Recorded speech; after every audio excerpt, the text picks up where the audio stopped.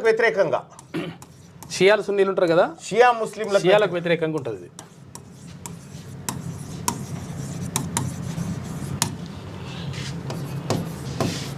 హిజ్బుల్ ముజాహిద్దీన్ అని ఇంకోటి ఉంటుంది.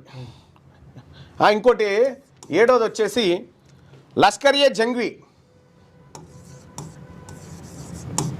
లష్కర్-ఏ-జంగ్వీ.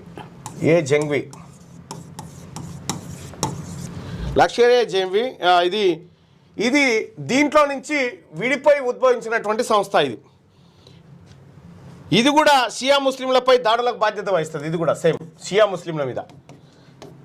ఇక 8వది వచ్చేసి హిజ్బుల్ ముజాహిద్దీన్.